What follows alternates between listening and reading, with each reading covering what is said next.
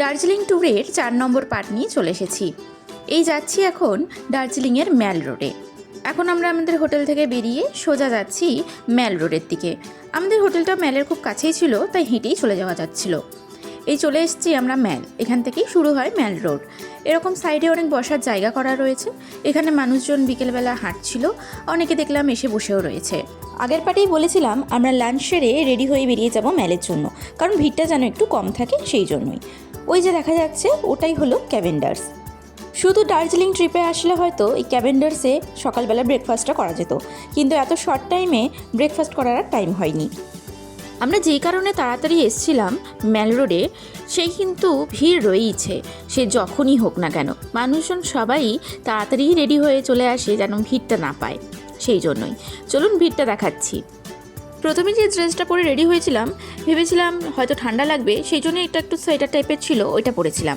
কিন্তু দার্জিলিংয়ে মোটেও সেরকম ঠান্ডা ছিল না। যারা যারা এরকম চাদর আর হুডি পরে এসেছিল, সবাই নিজেদের চাদর আর হুডি খুলে হাতে নিয়ে নিয়েছিল। কিন্তু অনেককেই দেখছি ভালোই সোয়েটার চাদর নিয়ে রয়েছে। আমাদের কিন্তু সেরকম মোটেও ঠান্ডা লাগেনি, উল্টে গরমই লাগছিল বেশি। চলছি আমরা ম্যালের মধ্যে দিয়ে। এই দুই সাইডে রয়েছে এরকমভাবে সোয়েটার চাদর, তারপর রয়েছে KFC, ডমিনোজ, জুডিও, মোটামুটি যেরকম বাজার হয় এটা সেরকমই একটা বাজার।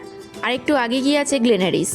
আর এই হলো সেই বিখ্যাত হোপ, যার সামনে ছবি তুলে আপলোড না করলে দার্জিলিং আসা বেকার। আর এখানে ছবি তোলার জন্য রীতিমতো লাইন দিতে হয়েছিল। ভিড়টা এইরকম ছিল এই ছবি তোলার জন্য। তবে আমরা যেই সময়ে গেছিলাম সেই সময় ভিড়টা একটু কম ছিল, মোটামুটি দাঁড়িয়ে একটা ছবি তুলতে পেরেছি। আসার সময় তো ওখানে দাঁড়াবার মতনও একটা জায়গা ছিল না। তো যাই হোক, এই যাচ্ছি আমরা ম্যালের মেন জায়গায় আর কি, যেখানে গিয়ে সবাই ফটো ভিডিও করে।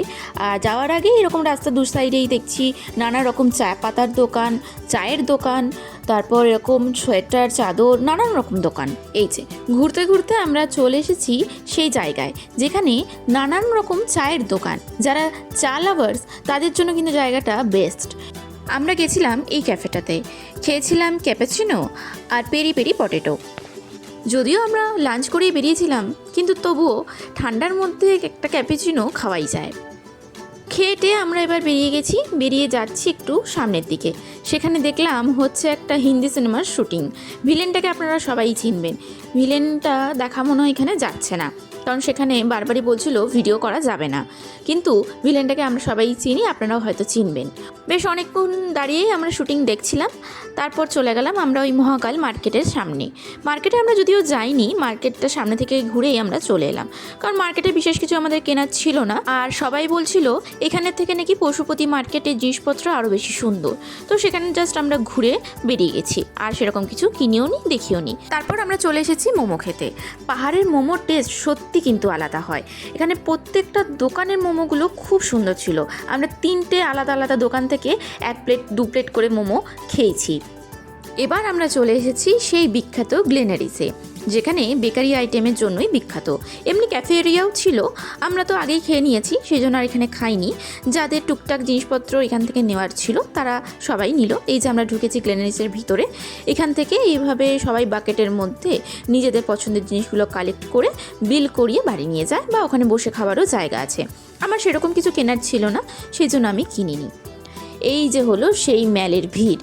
এখনও অবশ্য কিচ্ছু না, এরপরে যত রাত বাড়ছে তত দেখছি ভিড়ও বাড়ছে। এটা তো সবে সন্ধ্যা হব বিকেলের টাইম, তাতেই এরকম ভিড়। দার্জিলিংয়ে কিন্তু একদমই ঠান্ডা ছিল না। আমরা যেই সময় গেছিলাম সেই সময় হয়তো ছিল না, এখন হয়তো আছে জানি না, বাট আমরা যেই জিনিসপত্র নিয়ে গেছিলাম ঠান্ডা, আমাদের কিচ্ছু পরতে হয়নি।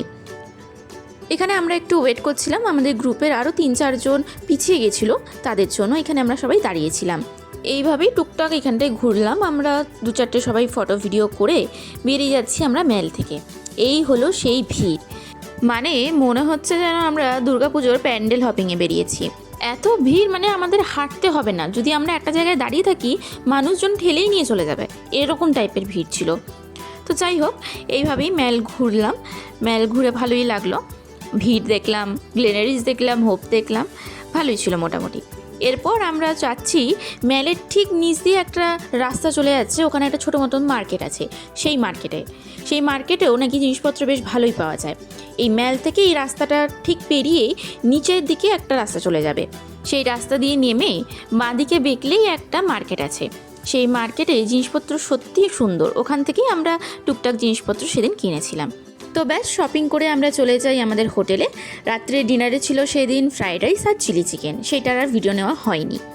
তো যাই হোক, পরের দিন সকালবেলা আমরা সেখান থেকে বেরিয়ে যাই কাবাখুশির জন্য। সেই ভিডিও আসছে, তার জন্য দেখতে হবে পরের পার্ট।